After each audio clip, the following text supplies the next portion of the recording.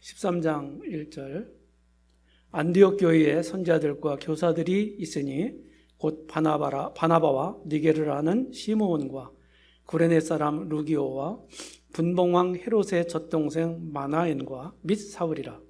주를 섬겨 금식할 때에 성령이 이르시되 내가 불러시키는 일을 위하여 바나바와 사울을 따로 세우라 하시니 이에 금식하며 기도하고 두 사람에게 안수하여 보내니라. 네. 여기 이제 안디옥 교회라고 하는 데는 우리가 아는 것처럼 수리아에 있는 안디옥입니다.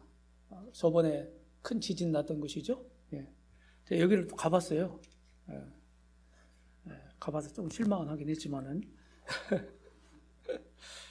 예. 저는 이제 쭉 이렇게 사역하면서, 어느 교회가, 어느 지역 교회가 잘 되나, 현실적인 이런 한국 모임의 이제 모임들을 좀 이렇게 제 나름대로 살펴보고 배울 게 뭔지 이런 걸 좀 찾아보기도 하고 그랬어요. 그런데 이제 사실은 교회는 생물과 같지 않습니까? 잘 되는 것 같다가도 한순간에 허물어지고 어려움에 휩싸이기도 하고 이게 이제 우리 현실이잖아요. 이제 그런 모습을 보면서 그럼 성경에는 없나 이렇게 생각을 하고 성경에서 모범적인 교회 모델을 찾아봤어요. 그랬더니 뭐 여러 교회들이 있습니다. 우리가 알고 있는 것처럼 뭐 예루살렘 교회도 될 수가 있고 뭐 빌라델피아 교회 될 수도 있고.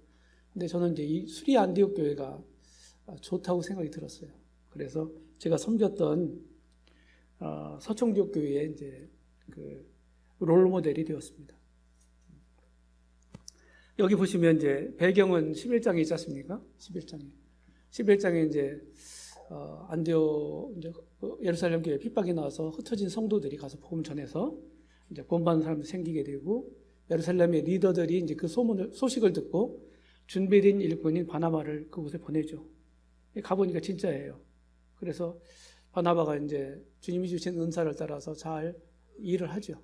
다 격려하고 그러니까 이제 계속 수가 더해지고 견고해졌죠. 수도 많아지고 그러니까 혼자 일을 감당할 수 없다 이렇게 생각이 이제 들어서 이제 주님을 만난다. 다메섹도 당에서 주님을 만난 후에 이제 고향에 길리기아 다소에 가서 칩거 중에 있는 사울을 찾아가죠.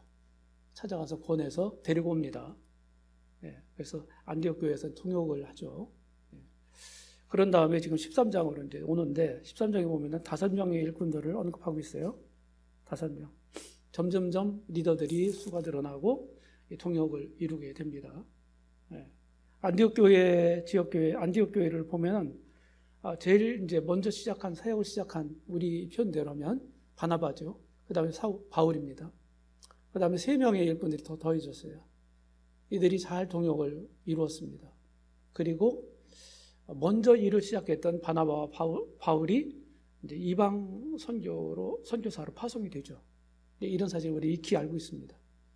이런 것을 이제 참고를 해서 오늘 말씀 쭉 한번 보도록 하겠습니다. 네. 이제 빨리빨리 넘기면서 보겠어요. 저는 이제, 주님 일을 하면서 이렇게 정리를 해봤어요. 성경에서 말하는 리더십이 어떤 건가? 이런 것은 나름대로 이제 4가지로 제가 이제, 생각을 하고 정리를 해서 이런 리더십을 세우기를 이제 꽤 했습니다. 성경적 복수 장로제의 확립, 새로운 일꾼들의 발굴과 교육 훈련, 그리고 일꾼들의 자질 향상과 사역의 진보. 그러니까 이 얘기는 무슨 얘기냐면은 장로가 됐다고 해서 다가 아니잖아요.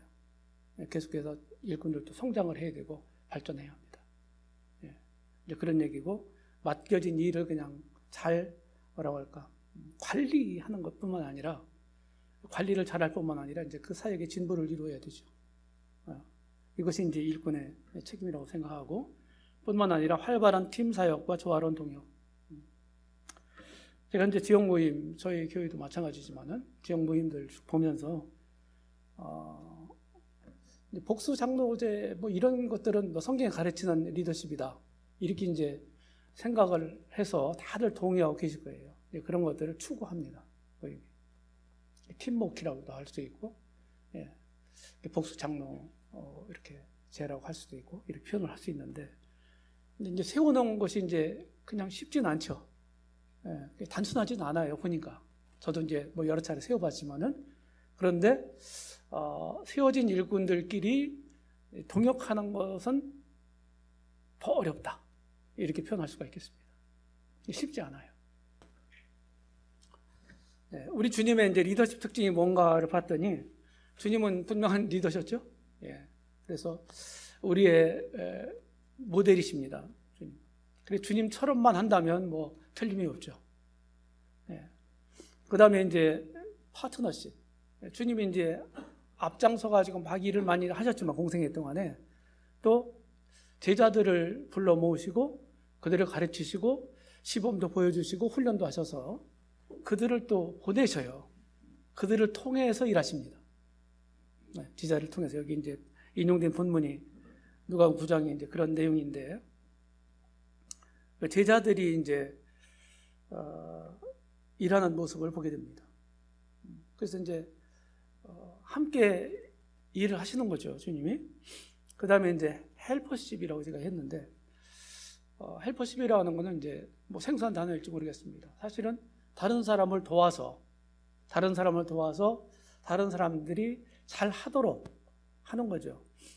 우리가 꼭 목회, 뭐 리더십과 관련돼서만 아니라 이제 우리의 역할은 다른 형제자매들, 다른 영혼들을 잘 도와서 주님을 믿게 하고 그리고 주님을 잘 섬기도록 하는 거. 이제 거기에 포인트가 있지 않습니까? 그래서 이제 사실은 우리 주님이 보여주신 이런 리더십이 헬퍼십이에요. 히브리서 13장에서 이제 히브리서 기자 고백하는 것처럼 주는 나를 돕는 자시다. 주님이 나의 헬퍼다. 이렇게 이제 고백을 합니다. 그 다음에 우리 주님은 우리 잘 알고 있는 것처럼 주와 선생으로서 마치 노예처럼 종이 하는 그런 수범을 통해서 제자들에게 이렇게 섬기라고 시범을 보이셨어요. 그 이제 흔히 얘기하는 이제 그 세족하는 거죠. 그래서 뭐 요새는 서번트십 뭐 이런 얘기들을 많이 하는데 사실은 성경적인 리더십이라는 거는 그냥 군림하는 사람이 아니에요. 주님이 보여주신 리더십은 섬기는 리더십입니다.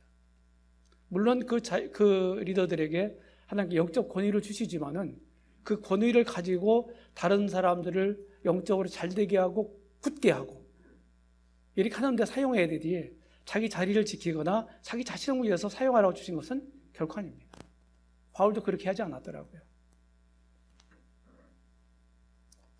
그래서 현재 리더의 책무가 뭐냐? 우리 여기 형님들이 지금 현재 리더시잖아요. 섬기는 리더십이어야 돼요. 저는 이제 모임에만 있었거든요. 기성교회를 몰라요. 근데 제가 이제 이런 리더십과 관련해서 이렇게 생각해 보면은 모임에서 그냥 이 기성교회는 이게 체계가 딱 돼 있잖아요. 그렇죠? 체계가 딱 돼 있고 아주 공식화돼 있잖아요. 이렇게 돼 있으니까 뭐 그들은 이제 담임 목사라고 하잖아요. 큰 교회, 대형 교회들은 목사들이 많이 있습니다. 뭐 부목사도 있고, 뭐 교육 목사도 있고, 뭐 있고, 막 이렇게 많잖아요. 근데 담임 목사라고 하는 분은요, 대단합니다. 똑같은 목사가 아니에요.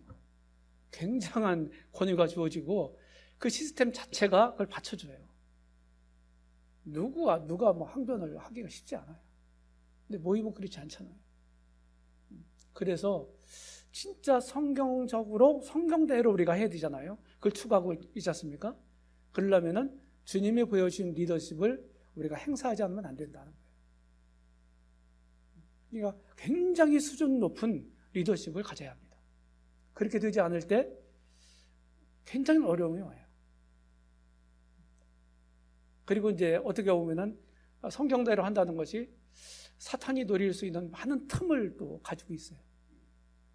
그런 것들을 사탄이 이용하기도 하고 육신적으로 또 이렇게 해서 또 어려움이 되기도 하고 그렇습니다. 군림하는 자리가 아니죠. 분명한 비전을 가져야 됩니다. 그래서 리더는 일반인들이 보지 못하는 것을 볼 줄 아는 사람이에요. 비전이라고 하는 것은 하나님의 뜻에 맞춘 꿈입니다. 이상이에요. 자기 욕심을 내는 게 아니라. 그리고 전체를 균형적으로 봐야 합니다. 교회가, 지역교회가 어떤 쪽에 그냥 전도에 포커스를 맞춘다. 대개 이제 전도 은사를 가지신 분들이 이제 되게 그렇게 이제 할 수밖에 없잖아요. 근데 그거는 균형을 상실하는 거예요. 그 중요한 사역이지만은 구령 사역이 그게 전부는 아니잖아요. 그래서 리더는 항상 균형 잡힌 시각을 가질 필요가 있다고 하는 거죠. 항상 이렇게 기울어지게 되면은 잘 되는 것 같다가도 결국 허물어져요. 균형이 안 맞으니까. 그건 그 정상이 아니잖아요. 불균형적인 거는요, 병적인 겁니다. 정상이 아니라 이상이에요. 이상적인 거예요. 병적인 거예요. 그래서 반드시 문제가 생겨요. 그래서 일꾼들이 이런 시각을 가지고 교회 사역을 할 때에도 전도도 중요하고 교육도 중요하고 돌봄도 중요하고 다 중요한 거예요. 그리고 희생하는 마음을 가져야 합니다. 희생. 우리 주님은 희생의 대명사시잖아요. 참된 희생이란 게 뭐냐? 자기 걸 내놓는 거다. 다른 사람을 위해서. 자기 걸 내놓지 않고선 희생이라고 말할 수 없다. 이런 말이 있습니다. 자, 리더십도 성장해야 되잖아요. 이제 리더가 지금 있어요. 근데 새로운 리더로 또 일꾼들을 또 세우려고 그래요. 공적으로. 그럴 때 현재 리더십이 위협을 받거나 견제를 받거나 이렇게 하게 해서는 안 된다고 하는 거예요. 혹시 그런 성향의 성도들이 있다고 한다면은 그런 사람을 세우면 안 된다고 저는 생각해요. 그 리더십을 분기시키는 거지 위하는 게 아니에요. 분열이 일어나면 안 됩니다. 세워진 리더들이 잘 등용을 해야 돼요. 세워놓은 것도 힘들지만 세워진 리더들이 잘 동역하는 거, 이게 더 힘들다, 이렇게 말씀을 드릴 수 있겠습니다. 그리고 오늘보다는 내일이 더 좋아야 되잖아요. 그렇죠? 그게 진보를 이루는 거고 발전하는 거지 않습니까? 내일이 오늘보다 덜하다면은 그건 퇴보하는 거잖아요. 리더들도 계속 성장해야 되고, 그래서 현재 만족해서는 안 돼요. 저는 이제 이런 얘기할 때 이제 좀 약간 심한 격한 표현도 쓰기도 하는데, 지금도 그런 병이 없어지지 않았겠죠? 3년 동안 우리가 코로나 때문에 어려웠는데, 지금 이제 마스크 다 벗고 이렇게 활동하니까, 사회적 거리두기 다 해제하고 하니까 코로나 없어진 건 아니지 않습니까? 지금도 제가 검색해 보니까요, 저 신경 많이 쓰거든요. CTI 때문에. 10,000명 이상 나와요, 환자가 지금도. 전국적으로. 수도권이 더 여기 밀집해 있어요. 수천 명씩 나오는 겁니다, 하루에. 수도권에. 서울, 인천, 경기. 그래서 코로나가 없어진 게 아니지 않습니까? 그리고 이제 장로가 되기를 원하는 사람이 이제 두 가지 종류가 있어요. 하나는 진짜 주님의 심정을 가지고 몸된 교회를 섬기고 성도들을 섬기기 위해서 그런 마음을 푸는 분들이 있고, 그건 성경이 말하는 거잖아요. 사람이 감독의 직분을 얻으려 하면 좋은 선한 일을 사모한다면 이런 경우죠. 이런 경우죠. 그런데 장로 자리를 원하는 분들이 있단 말이에요. 저는 그게 이제 고질적인 영적인 병이다, 그렇게 봅니다. 그래서 장로 자리를 탐하는 분들은 장로가 되면은 이제 목적을 이뤘잖아요. 그렇죠? 그러니까 거기서 뭐 하려고 합니까? 섬기려고 하는 게 아니고 군림하려고 하는 거예요. 이런 현상들이 생기는 겁니다. 언제나 열린 문이 되어야 돼요. 우리 모임은 재적 인원 수가 100명 정도 되니까 장로가 3명 세워졌으니까 이 정도면 충분해. 이렇게 해서 마음에서부터 닫아놓으면 안 된다. 명수가 중요한 게 아니고 자격이 중요한 거예요. 자격이 10명이면 10명을 세우는 것입니다. 그러면 그 무거운 짐들을 다 10명이 나눠서 지니까 얼마나 수월하겠어요. 얼마나 더 잘 되겠어요, 일이. 이런 거거든요. 자, 리더의 자질을 보면 우리가 잘 알고 있는 것처럼 디모데전서 3장 그리고 디도서 1장에 자세하게 말씀하고 있지 않습니까? 제가 이렇게 표를 한번 만들어 봤어요. 네. 그런데 대부분이 개인적인 자질들이에요. 그러니까 우리가 흔히 얘기하는 성경이 말하고 있는 리더십은, 리더의 자질의 자격은 대부분 인격적인 거다 하는 거예요. 개인적인 거. 이게 사람이 훌륭해야 되는 겁니다. 그래서 저는 이제 이렇게 이제 정리를 했었고요. 그냥 지나가겠습니다. 자, 모험적 리더십. 희생하는 리더십이어야 돼요. 나는 뭐 조금이라도 손해를 안 보려고 하면은 이미 그가 리더는 아니다. 그 위치에 있을지 몰라도 진정한 리더는 아니다. 성경이 가르치고 우리 주님이 보여주신 그런 리더는 아니다. 이렇게 보는 거예요. 그 다음에 아까 얘기했던 대로 도와주는 리더십이에요. 내가 잘 도와서 그 사람이 나보다 더 잘 되게 된다면 거기에 기쁨이 가져야 되고 만족을 해야 되는 거거든요. 근데 이제 사람이라는 게 그렇게 않잖아요. 사람마다 질성을 가지고 있는 사람들이라 자기 위주로 되게 생각하고 자기 중심적으로 생각하는 본질적인 부분이 있어요. 근데 그거를 뛰어넘어야 됩니다. 그걸 뛰어넘어야 돼요. 그거 그냥 갇혀 있으면은 세상 사람들하고 논리가 똑같은 거예요. 세상 사람 다 그렇게 움직이는 거거든요. 그런데 영적인 세계는 그렇지 않지 않습니까? 우리가 그걸 극복해야 된다는 거예요. 참된 도움이 되려면.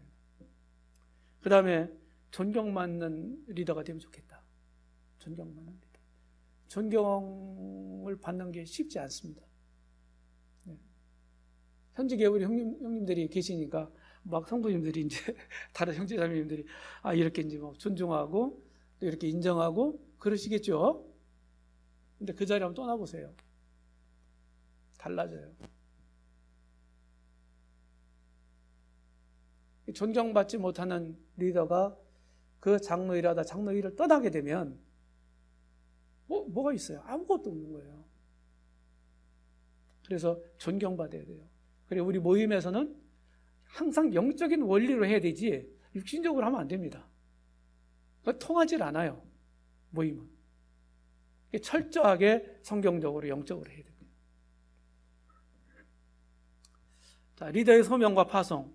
이제 여기 이제 한마디만 말씀드리고 나면 우리 모임이 이제 처음서부터 이렇게 잘 경험도 부족하고 잘 갖추어지지 않아서 그냥 쭉 이렇게 실행하면서 이제 배워왔고 지금에 이르렀지만은 일반적으로 전반적으로 여기까지 잘 온 편이죠. 이제 그렇게 이제 과거 우리 한 60년의 역사를 부정적인 것보다는 긍정적으로 좀 봅니다. 모임의 역사를. 왜냐하면은 1세대 그 일꾼들이 거기 희생이 있었어요. 엄청난 희생이 있었습니다. 이제 그거를 딛고 있는 거거든요. 지금 우리는.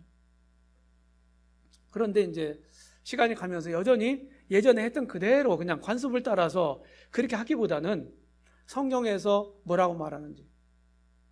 그래서 이제 선교사 이렇게 소명을 받고 간다든지 또 전임 목회를 시작한다든지 이럴 때 성경적인 원리를 좀 적용하면 좋겠다. 그런 생각이 드는 거예요. 그것도 또 수리 안디옥 교회에 이런 그 아름다운 원리가 있어요. 수리 안디옥 교회 통해서 이런 원리를 뽑아낼 수 있어요. 본인 소명이 굉장히 중요하거든요. 근데 소명만 갖고 안 되는 거예요. 소명이 됐으면 교회가 그걸 인지하고 교회가 인정하고 교회적인 파송이 이루어져야 돼요. 성경에 그렇게 되어 있더라고요. 바울과 바나바가 그랬잖아요. 자기가 나서서 막 간 게 아니지 않습니까? 그렇죠? 우리가 읽은 말씀처럼 13장, 사도행 13장 3절 마지막 부분에 보면 교회가 안수해서 그들을 보냈어요. 우리말식으로 하면 파송이 있단 말이에요. 그런데 4장 4절 초반 부분에 보면 그들이 성령의 보내심을 받아 그랬어요. 교회가 파송했는데 4절에서는 성령의 보내심을 받았다는 거예요. 이게 하나님 뜻하고 일치한 거 아닙니까? 이렇게 되드는 거거든요. 리더들의 동역을 보겠습니다. 동역이 왜 필요합니까? 하나님 뜻이에요. 동역. 사무엘 하나님도 동역하셨죠? 그렇죠? 그리고 초대교회 본입니다. 예루살렘 교회도, 또 지금 수리 안디옥 교회도, 또 어디입니까? 빌립보 교회도 이런 좋은 본을 가지고 있습니다. 또 하나는 일꾼의 한계 때문입니다. 우리는 주님이 아니고 하나님이 아니잖아요. 일꾼들이. 그렇죠? 연약과 부족을 가지고 있는 사람이란 말이에요. 내가 잘할 수 있는 부분이고 잘할 수 없는 부분도 있어요. 장단점을 다 가지고 있단 말이죠. 제가 실제로 이제 앞서서 일해본 사람으로서 이런 많은 제한을 가지고 있더라고요. 시간적인 제한, 능력도 그렇고 경험도 그렇고 은사도 그렇고 지식도 그렇고 아는 거 이런 것들이 만능이 아니잖아요. 그러니까 나의 그런 부족과 연약을 채워줄 수 있는 이런 동역자가 꼭 필요하다, 내게는. 이런 인식이 굉장히 중요합니다. 일하기가 쉽게 하려면 혼자 하면 돼요. 혼자 하는 게 제일 쉽습니다. 상위 파트너 없고 내가 생각하는 대로 하면 되잖아요. 성경이 그걸 말하고 있지 않지 않습니까? 맨 나중에 제가 말씀드릴 거예요. 동역은 필연이에요. 내가 안 하고 싶다고 해서 안 해도 되고 하는 문제가 아닙니다. 분담 사역의 원리, 구약에서도 신약에서도 일을 나눠서 하더라는 것이죠. 그렇죠? 일이 굉장히 많잖아요. 교회 얼마나 많습니까? 근데 그런 일들을 혼자 어떻게 다 감당할 수 있겠어요? 동역은 여러 가지 장애 요인들이 있어요. 이런 여러 장애 요인들이. 우리 모임이 처음서부터 모든 믿는 사람들은 하나님이 제사장이다. 그래서 누구나 하나님을 섬길 수 있는 자유가 있고 특권이 있다. 이렇게 우리는 분별했고 그렇게 가르쳤고 그렇게 하려고 노력하고 있죠, 지금도. 그런데 그 초창기 시대적인 이런 여건이 뭡니까? 교회가 막 시작되고 그리고 구원받은 지 오래된 이런 성도들이 일꾼들이 아니라 금방 구원을 받고 그냥 목회일선에 나섰잖아요. 초창기에. 그렇죠? 그러니까 다 함께 일을 하지만 그리고 교회도 이제 소규모고 이렇게 되니까 그냥 일꾼이 사역자라고 하는 이런 이름을 우리 많이 썼는데 이제 목회자 얘기하는 거죠. 장로를 얘기하는 거죠. 장로 일을 장로라고 그냥 공식적으로 세우지 않았어도 장로 일을 하신 거죠. 그분들이. 근데 이제 대개 한 분 중심으로 쭉 일을 해왔단 말이에요. 우리가 1인 목회를 지향하지는 않았지만은 초창기 때 과도기적으로 실제로 그렇게 해왔단 말이에요. 그렇죠? 그리고 이제 교계는 어떻게 됩니까? 거기는 명백한 1인 목회 제도죠. 기독교계는. 성직자 제도를 받아들인 데는 다 그렇습니다. 완전히 피라미드식의 이런 리더십이에요. 이런 구조예요. 그 모임도 그런 것들을 거부하고 그런 것을 추구하지는 않지만은 일이 한 사람 중심으로 일이 많이 되어왔단 말이에요. 과도기 때. 그러니까 이런 것에 상당히 익숙해 있어요. 익숙해 있어요. 이거를 진짜 빨리 벗어나야 돼요. 이런 데서. 그리고 여러 차이들이 있고 일꾼들 간에 그리고 오해도 있을 수 있고 그렇죠. 오해.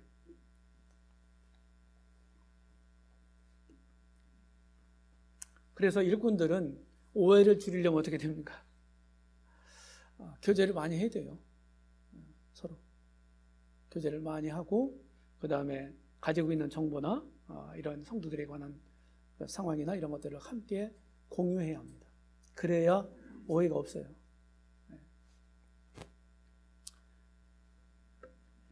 그리고 이제 어떻게 이 교회를 인도할 건가, 그런 이제 리더들 간의 수기를 통해서 교회 어떤 뭐 올해 목표를 정하고, 아니면 뭐 아주 멀리 있는 이런 계획까지 이렇게 세워서 비전을 세우고, 그리고 그걸 어떻게 성취할 것인가, 이런 것들을 리더들이 기도하고 수구한 가운데서 결정해서 그리 가야 합니다. 그러니까 각계전투식 일은 안 됩니다. 교회가 어려워지는 첩경이죠. 동역은 할 때 이제 우리가 경계해야 될 것은 태만이에요. 장로가 이제 공식적으로 장로로 세워졌는데 일을 안 해요. 그럼 어떻게 될까요? 그럼 어떻게 돼요? 내가 해야 될 일을 내가 안 해. 그러면 다른 동역자들에게 짐을 가중시키는 일이 되는 거죠.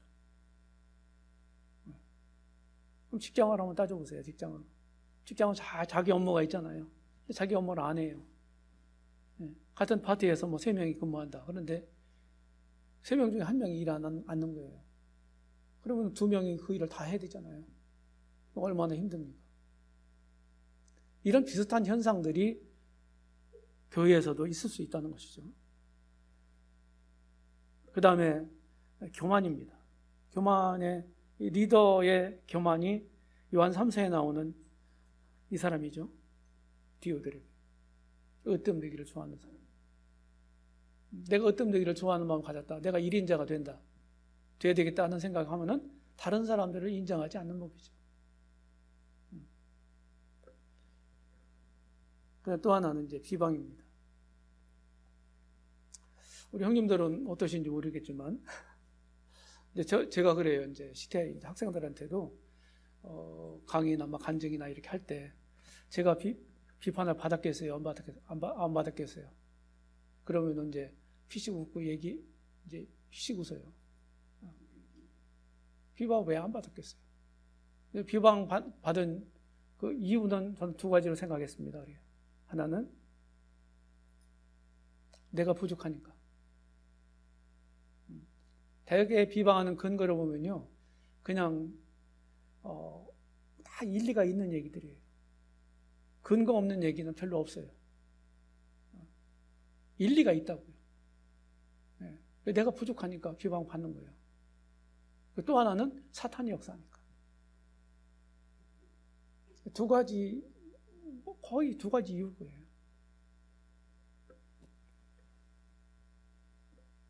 그래서 동역자의 부족과 이제 같이 동역하면서 동역을 하면서 이제 동역자의 이제 부족이나 연약 같은 것들이 보일 거 아니겠어요. 그렇죠? 그럼 그건 비방거리가 될 수도 있지만 비방거리로 삼아서는 안 돼요. 기도 제목으로 삼아야 합니다. 혹시 뭐 아주 심각한 실수나 범죄가 아니면 동역자 입장을 헤아리고 이해하고, 그리고 동역자를 편에 서는 게 좋은 거예요. 충분하게 이제 교회에 그런 것들을 다 설명을 하고 기도를 구하고 이렇게 하는 거예요. 다른 동역자가 그렇게 해주는 것이 동역을 잘해가는 방법이에요. 그런데 대개는 그렇게 못하죠. 우리가 무슨 문제가 있으면 그냥 탁 끄집어내가지고 그대로 사실 팩트대로 얘기하는 게 아니라 거기다 더 보태갖고 얘기를 하는 경향이 많잖아요. 이제 이런 것들이 사실은 동역을 깨뜨리는 이런 일들이 되는 것이죠. 동역의 조건이 있습니다. 그냥 동역이 세워놨다고 해서 다 동역이 잘 되는 게 아니에요.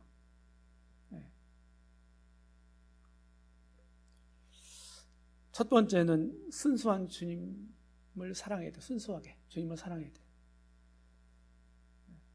순수하게.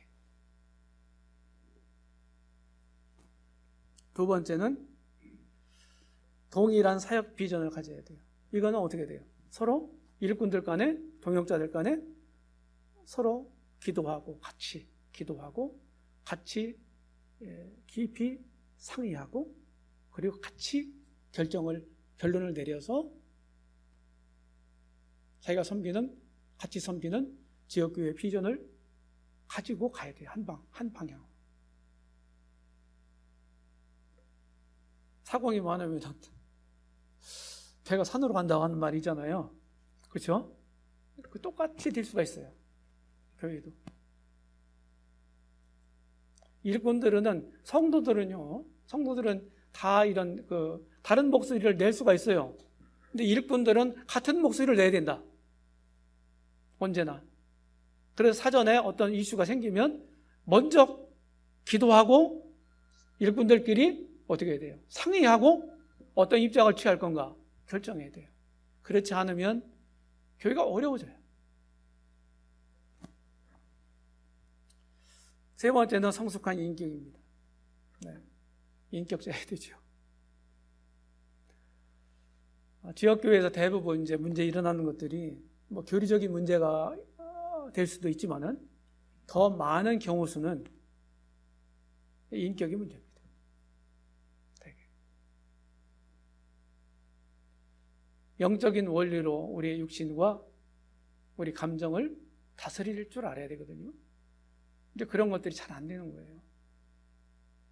그러니까 어려움이 되죠. 성숙한 인격을 가져야 되고, 그 다음에 또 한 가지 역할을 잘 분담해야 된다는 것이죠. 두루뭉실하게 일을 해가면은 어려워요.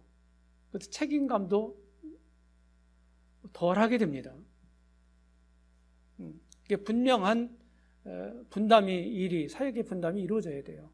그거를 1년 주기로 아니면 3년 주기로 돌려서 같이 경험한다든지 일꾼들이 그건 결정할 일이고, 지역교회에서 하여튼 분담을 해서 내가 실제로 헌신하고 내가 충성해야 될 일이 뭔지 구체적으로 이제 그런 것들이 정해지고 본인이 그걸 인식하고 거기에다가 이제 올인을 해야 되는 거죠.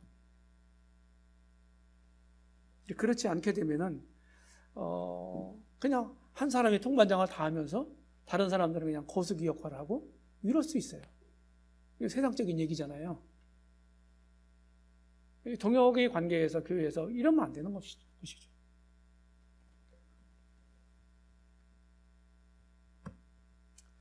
동역자 선정 기준을 보겠습니다. 먼저 인격과 간증이 중요합니다. 어떤 사람이야 중요하죠. 그리고 그 사람이 어떻게 살아왔느냐, 이게 굉장히 중요한 거예요. 간증은 자신이 만드는 거 아닙니까? 그렇죠? 자신의 역사는 자신이 쓰는 거 아니에요? 그렇죠? 그러니까 어떤 결정을 하고 어떤 선택을 순간순간마다 하는 것 자체가 그것이 나의 역사가 되고 나의 간증이 되는 것이죠. 어떻게 살아왔느냐. 세상에서도 그런 얘기를 하더라고요. 사람은 쉽게 바뀌지 않는다. 주님 안에는 안 그런가요? 그 사람은 경험해야 돼요. 경험해봐야 돼요. 그래서 쉽게 세우면 안 돼요. 지금 현재 필요하다고 해서 당장 그냥 막 세우려고 하면은 꼭 나중에 뭡니까? 어려움이 될 수가 있죠. 그럼 두 번째는 은사와 능력이죠. 실제로 이제 어떤 직분만 맡는 게 아니라 직분을 맡고 그 일을 실제로 해야 되잖아요. 그러려면 뭐가 필요해요? 믿음도 필요하고 실력도 필요하고 필요한 거 아니에요? 지혜도 필요하고.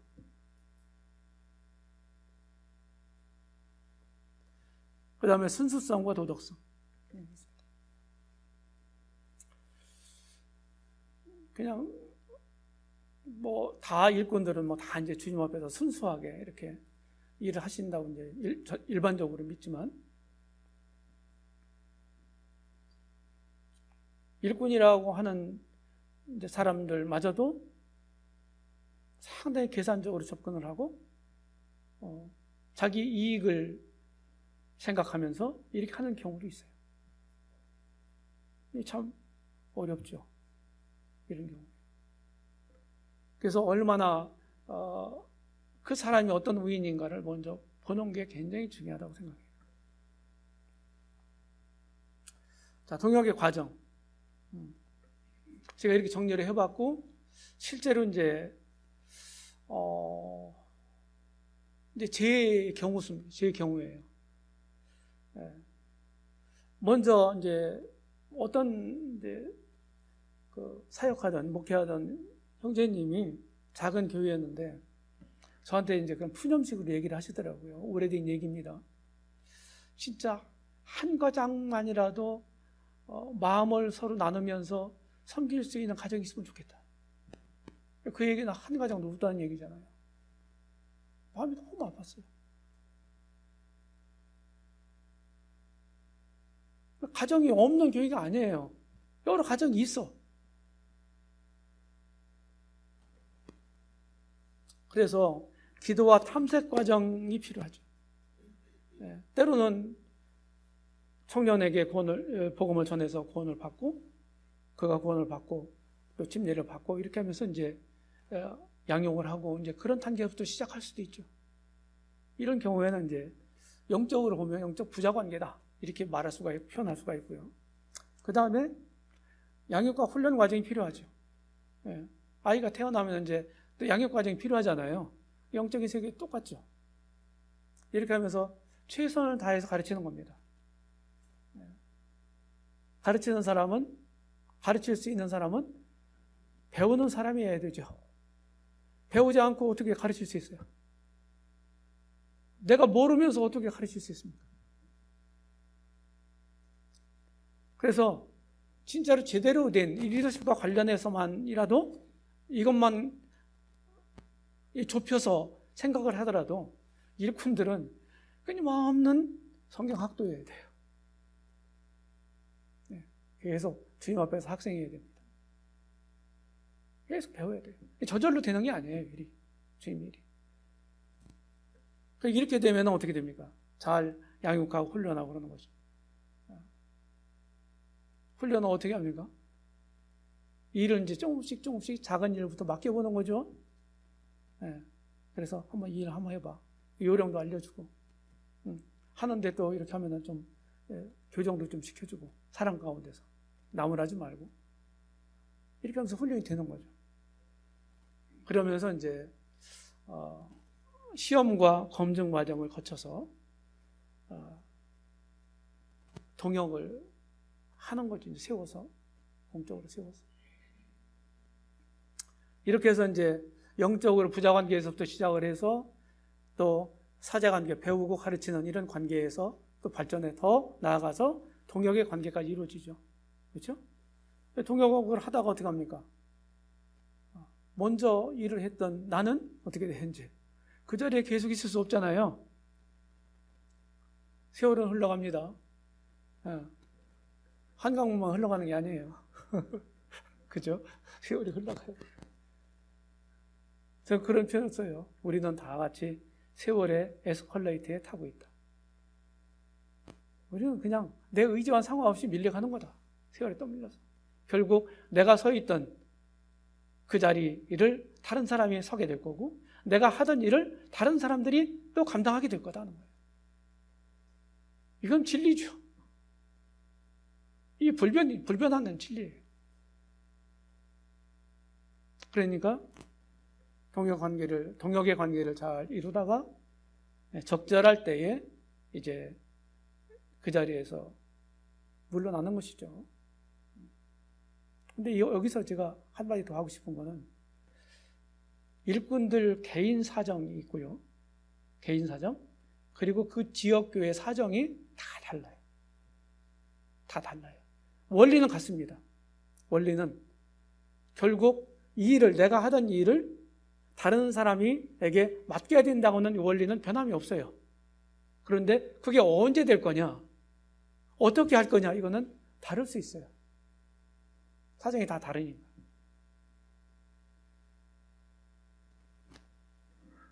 그래서 이제 함께 동역을 하다가 이제 완전히 이제 우임을 하고 떠나는 것이죠.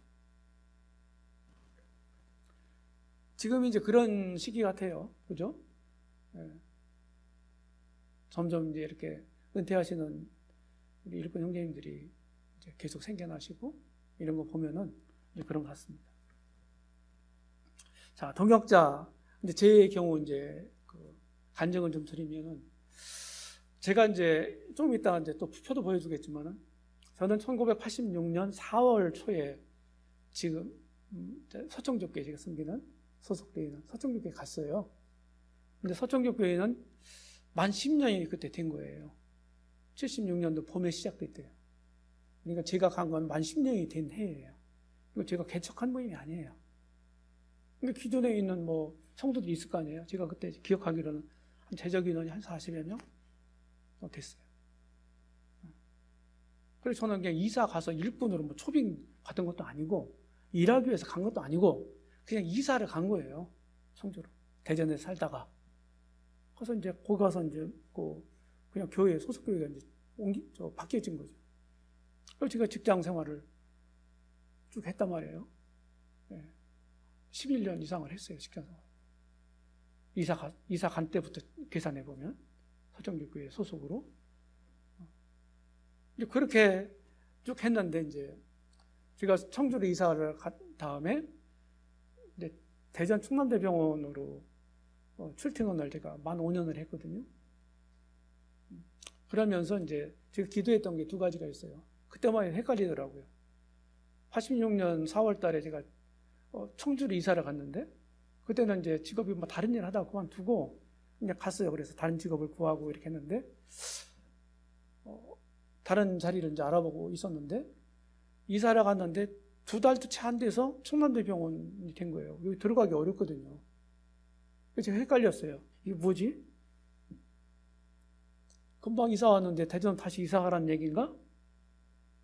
이게 헷갈릴 수밖에 없잖아요. 근데 제가 확신이 안 섰어요. 그래가지고 제가 기도했던 게 뭐냐면 내가 이사 가는 거, 이사 안 가는 거 이런 거 결정하지 않고 그냥 현재 여기 머무르면서 두 가지 기도 제목을 했어요. 하나는 여기 청주에서 섬기는 거지 지금 뜨시면 청주로 직장을 옮겨주세요. 쉽지 않은 일이었어요. 쉽지 않은 일이에요. 두 번째는 집이 없었거든요. 청주로 이사 갈 때 제가 땡전 한 톤도 없이 갔어요. 돈이 하나도 없이. 그냥 전세금이 있었던 거 다 썼어요. 늦게 공부했기 때문에. 그렇게 해가지고 이제 했는데, 그때 당시에 몇 년 이제 지나면서 전세금을 좀 모았어요. 직장 생활, 직장에 들어갔으니까. 그렇게 해서 이제 기도를 했는데, 집을 주세요. 그랬어요, 제가. 그때 당시에 한 400만 원 전세에 있었어요. 400만 원. 근데 이것도 여연한 문제죠. 근데 결론을 말씀드리면 다 이거를 응답을 해주셨어요. 그렇게 하고 이제 제가 청주로 직장을 옮겨주시고 이렇게 하면 제가 출퇴근한 시간이 꼭 3시간이었거든요. 대중교통을 타고 다녔기 때문에 충남대병원은. 그 시간을 제가 주님께 더 드리겠습니다. 그랬어요. 물론 그 이전에도요. 충남 다니면서 할 때도 시간이 없었어요. 출퇴근하지 이제 직장 생활하지 그리고 교회 또 섬기지 이렇게 하니까요. 거의 시간이 없었어요. 거의. 그렇게 열심히 했지만 그 시간마저도 제가 드리겠습니다. 이렇게 했어요. 그렇게 한 게 91년도에 제가 왔어요. 91년도 5월 달에 충북대 병원으로 옮겨왔어요. 물론 시험 봐서 왔습니다. 시험을 합격시켜 주시더라고요. 그렇게 해서 이제 옮겨졌고, 그리고 그 다음 해부터, 이제 뭘 했냐면은 엠마오 성경학교를 했어요. 엠마오 성경학교 청주 분교. 이렇게 해서 2년 과정, 그때 나와 있던 출판된 책들 교재를 가지고 2년 커리를 짜가지고 했어요. 그리고 그거 하면서 별도로 또 집회가 없는 날 일주일에 한 번씩 2시간 정도 모여서 에스라 사경이라고 이름을 붙여갖고 했어요. 이제 요새 말로 하면 제자 훈련이에요. 제자 훈련. 이 6과목을 했습니다. 이렇게 2년 동안. 여기 이것의 수혜자들이 지금 서청교회 일꾼들이에요. 방기만 형제니, 김일도 형제니, 이런 형제들이고, 책임있는 형제까지 하다가 이제 천안으로 갔죠. 이렇게 해서 이제 잘 가르치니까 잘 이제 제 나름대로 잘 가르쳤다기보다는 하여튼 제 나름대로 최선을 다해서 가르쳤어요. 열심히. 네. 이때는 이제 직장 가지고 일할 때예요. 전심사역 97년도 10월 달에 하기 때문에 이제 직장 가지고 할 때예요. 그러니까 하여튼 시간을 내서 이렇게 이런 특별한 성경 공부를 했는데 결국 이런 것들이 이제 기반이 돼가지고 현재 이제 서충주교회가 되게 된 그런 기반이 됐다. 이렇게 말씀을 드릴 수가 있겠습니다. 동역의 형태를 한번 생각해 보니까 저처럼 동역자를 양육해서 세우는 경우가 있잖아요. 이게 제일 좋은 거다. 근데 이거는 시간이 많이 걸려요. 시간이. 그냥 뭐 1, 2년에 되는 게 아니에요. 그래서 연령과 신앙 경력이 한 10년, 짧으면 10년 이상 차이 나면 좋겠다 하는 거예요. 저는 리더십을 2001년도 2월 달에 처음으로 공적으로 세웠거든요. 장로 집사를. 그 전에 물론 제가 전임사를 하고 있었어요. 저 같이 동역하는 분들, 형제님들이 계셨어요. 근데 그럼에도 불구하고 공식적으로 세우진 않았어요. 저는 이제 공식적으로 뭐 다 인정을 받았지만은, 그래서 그런 필요성에 의해서 2001년도 2월 첫 주에 이제 장로 집사를 공식적으로 세웠어요. 그러면서 계속해서 이제 그때 처음에 세웠던 그 일꾼, 그 리더십, 그것을 계속 가져온 게 아니고 계속 보강을 했습니다. 여러 차례 걸쳐서. 이렇게 하면서 보강이 이루어지고 조정이 이루어지고 이렇게 하면서 왔어요. 지금까지. 그래서 이 세울 때 항상 먼저 세워진 일꾼들보다 후에 세워진 일꾼들이 더 젊으면 좋겠다. 이런 생각을 가졌어요. 그래야 미래를 준비하는 거잖아요. 그렇죠? 네, 그래서 저는 그렇게 했고요. 그래서 가장 시간은 오래 걸리지만은 동역과 후임이 가장 잘 될 수 있는 이런 방법이다, 형태다 이 말씀을 드리고, 또 한 경우는 동역자를 직접 양육하지 않았어요. 그래서 다른 데서 수평 이동을 해서 어느 가정이 왔다든지 어느 일꾼이 왔어요. 어떤 성도가. 그래서 이렇게 이제 수년간 같이 이렇게 섬기다 보니까 이제 일꾼감이야. 이렇게 해서 거의 비슷한 수준의 이런 일꾼들을 이제 동역자를 세우는 경우가 있잖아요. 실제로 이런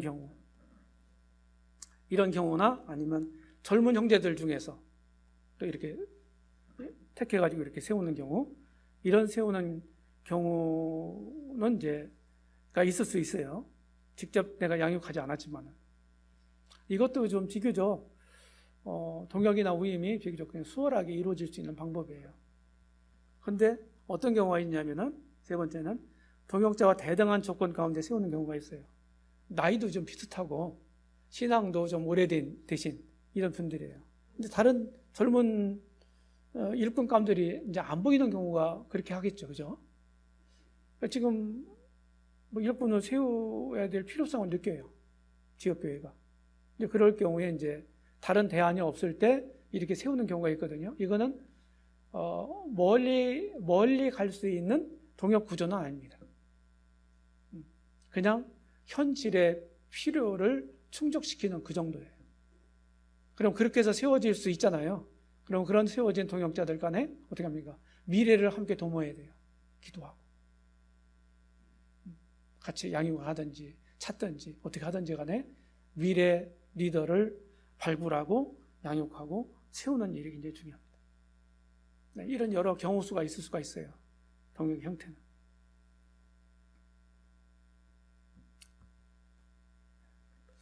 동역의 유지가 이제 어떻게 됩니까? 맨 처음에 동역자들을 이해해야 된다는 거예요.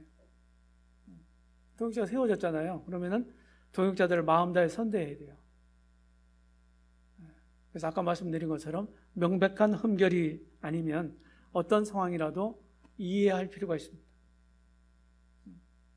두 번째는 정보를 공유해야 돼요.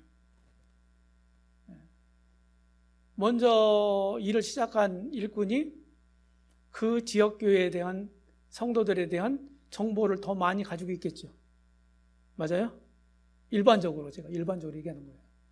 더 많이 가지고 있겠잖아요. 그러니까 그런 정보들을 혼자만 독점하지 말고 같이 나누는 거예요. 같이. 동역자니까. 그래서 같이 기도하고 같이 대처하고 이렇게 해야죠. 같이. 그리고 때때로 기도 요청을 할 필요도 있죠. 때때로. 자신의 개인적인 기도 제목이 있을 수도 있고요. 그리고 다른 성도들 내가 이제 돌보면서 사역을 해가는 과정 가운데서 내가 이제 취득한 어떤 정보들이 있을 거 아니에요. 교회나 성도들에 대한. 그런 것들을 다른 동역자들하고 함께 나누어야 되는 거죠. 그 다음에 이제 동역을 유지할 수 있는 이제 비결 세 번째는 일꾼들 간에, 동역자들 간에 친밀도를 좀 높이면 좋겠다. 높이면. 네. 친밀도 높이는 방법은 저보다 더 잘하실 것 같은데 어떻게 하면 높일 수 있습니까? 더. 잘 하시는지 모르겠어요. 밥을 자주 먹으면 될 것 같은데 그죠? 밥을 드시면서 그냥 같이 교제하고 이렇게 뭐 특별한 회의하는 모임 형식 이렇게 좀 딱딱하게 그렇게 하지 않더라도 일꾼들이 함께 모여서 함께 식사를 같이 하고 또 대화도 자유롭게 하고 이러면서 교회 일도 좀 또 자유롭게 상의하기도 하고 이렇게 할 수 있잖아요.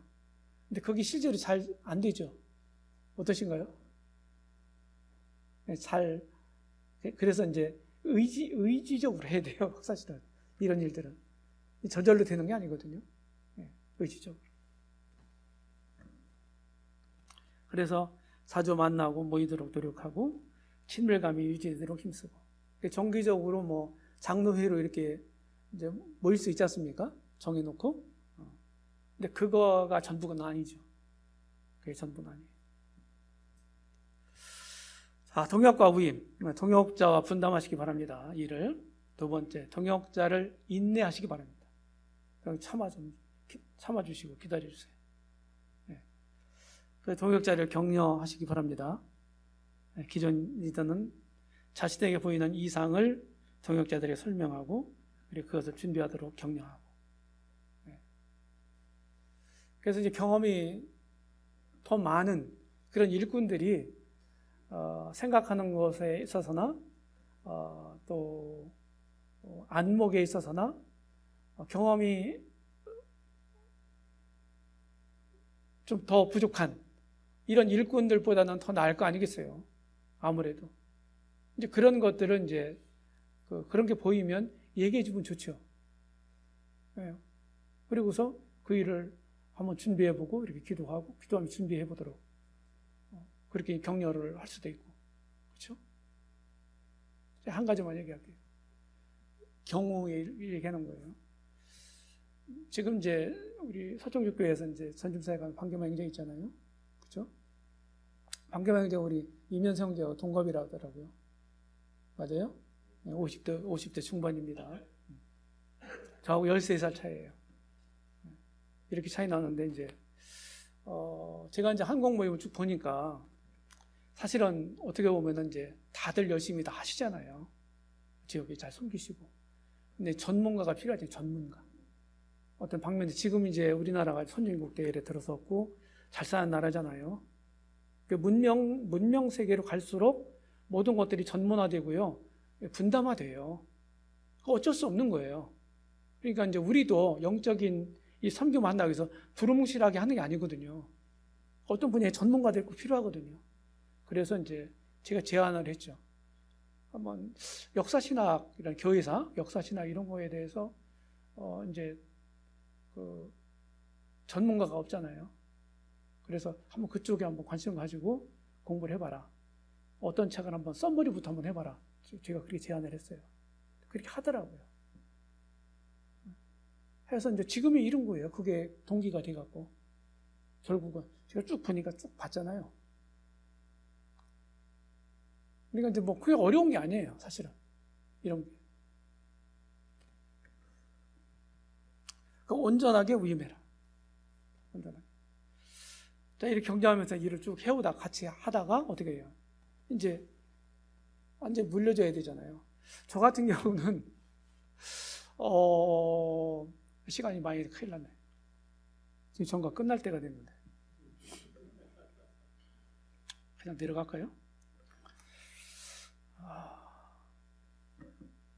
저 같은 경우는 이제 원래 제 마음속에 제가 막 몇 살 때까지 한다. 저희 서촌교회 정관이 있지만 정관에 그렇게 못 박아놓지 않았어요. 그리고 내가 몇 살 때까지 공표하지 않았어요. 그런데 내가 조금 일찍 그만둔다. 이런 생각을 가지고 있었어요. 보편적으로 생각하는 사람들 생각에서. 저는 이제 65세 이전을 생각을 했는데, 그래서 그걸 위해서 기도하면서 이제 나름대로 준비를 하는 거거든요. 그런데 이제 리더십 위임이라는 건요, 내가 일을 할 수 없을 때 하는 게 아니에요. 할 수 있을 때 여전히 할 수 있지만 더 좋은 것을 위해서 후대에 위임을 하는 거거든요. 그리고 나는 또 다른 일을 찾아서 하면 되는 거예요. 다른 복잡한 일들은, 그에 따른 복잡한 일들은 주님께 맡기고, 다 주님 섬기기로 하실 때, 처음에 나설 때 주님 의지하고 했잖아요. 뭐가 보장돼 갖고 한 거 아니잖아요. 맞습니까, 우리 박 과장님? 주님은 바라보고 한 거 아니에요. 저도 그 후배지만은 저도 그랬어요. 직장 다니면서 물려받은 유산도 없었고, 제가 많이 재산을 모은 것도 아니고, 먹고 샀는데 그냥 우리 살았던 거죠. 그러니까 똑같아요. 주님께 맡기는 거죠. 어떻게 노후를 살 것인지 이런 건 이제 걱정이 되긴 하죠. 인간적으로. 근데 그것도 이제 주님께 맡길 일이고 한데, 제가 그렇게 이제 생각하면 이제 준비를 이제 해갔는데, 2009년도에 6월 달에 박복준 형제님 파송식이 있었어요. 선교사 파송식. 대전 내전교회에서. 그죠? 그러고서 GNTV 준비위원 모임을 밑에 카페에서 했습니다. 거기 당사자가 박원식 형님 계세요. 전국에 6명의 준비위원들이 위촉이 됐어요. 저도 이제 그 중에 한 명. 되게 이제 이렇게 권역별로 한 명씩 이렇게 되게 하잖아요. 처음 기관 시작할 때. 그렇게 해서 이제 참여를 해서 얘기 듣고 이렇게 하면서 준비를 해서 2009년 10월 10일 날 창립 총회를 갔거든요. 이렇게 하는데 아무것도 없는 상태에서 시작했잖아요. 그 사역을. 그리고 무지하고 어떻게 할 줄을 몰라. 방송을 해봤어요? 방송의 생명은 뭡니까? 콘텐츠잖아요. 그래서 이제 제가 처음에 이제 그 일을 맡아가지고 일을 맡아서 이제 그 일을 하는데 그냥 슬슬해서는 될 일이 아니잖아요. 그래서 집중할 수밖에 없었어요. 그러니까 이제 제가 섬기는 지역교회 일이 아무래도 시간을 거기다가 많이 쓸 수가 없잖아요. 그렇죠? 네.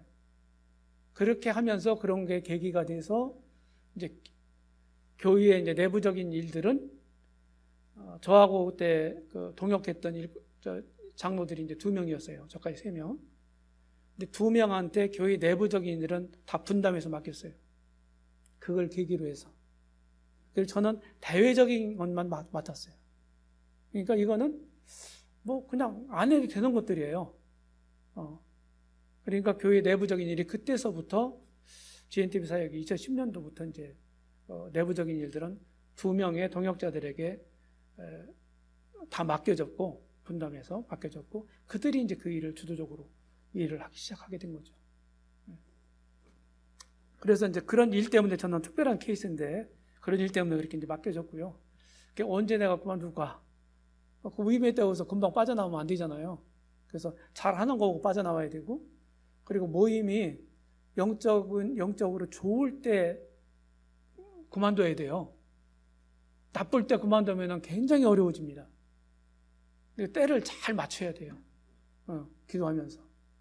그래서 이제 그때를 기다렸던 거죠. 지혜롭게 절제를. 충청 지역에서 지금 이제 그만두니까 충청 지역 장로 모임에서 뭐 어떻게 의임하고 이렇게 했는지 좀 얘기 좀 해달라 그래가지고 한 적이 있어요. 근데 그때 이제 했던 생각이 나는데, 은퇴한 일꾼에게 가장 요구되는 덕목이 뭔가? 이걸 생각했더니 제 결론은 절제였어요. 절제. 잘못하면 뒷방 늙은이 노릇 할 수 있잖아요. 그렇죠? 내가 우회한다고, 교회를 우회한다고, 다른 일꾼들을 우회한다고 이렇게 얘기하지만 그들이 들을 때는 그게 간섭일 수 있고 잔소리일 수 있어요. 네. 그리고 할 수 있는 위치죠, 또. 그렇죠? 네. 그런데도 그런 것들을 삼가는 거죠. 제가 별로 얘기를 안 했어요, 그 뒤로. 몇 년 지났잖아요. 근데 어떤 장로 형제가 그런 얘기 하더라고요. 무관시 말이 많지. 김영재는 얘기를 안 한다, 그 일에. 맡겼으면 그냥 맡겨야죠. 그들이 알아서 하도록. 크게 잘못되지 않는 한 그들이 알아서 하도록. 그래야 그들의 능력이 나오게 되고 책임감도 생기게 되고 그러는 것이죠. 그런 것입니다. 동역의 유익, 이런 유익들이 있습니다. 그냥 지나갈게요. 네, 저희 교회는 이렇게 이제 많은 변천사들이 있습니다.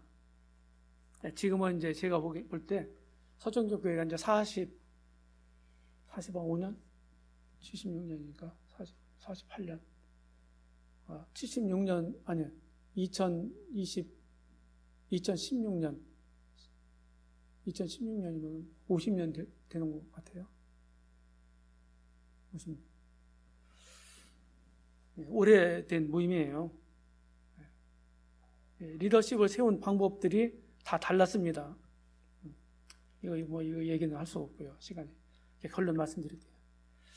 2015년도에 이제 부여에서 충청 지역 주체로 전국 목회자 수양회 할 때 찍은 사진입니다. 예.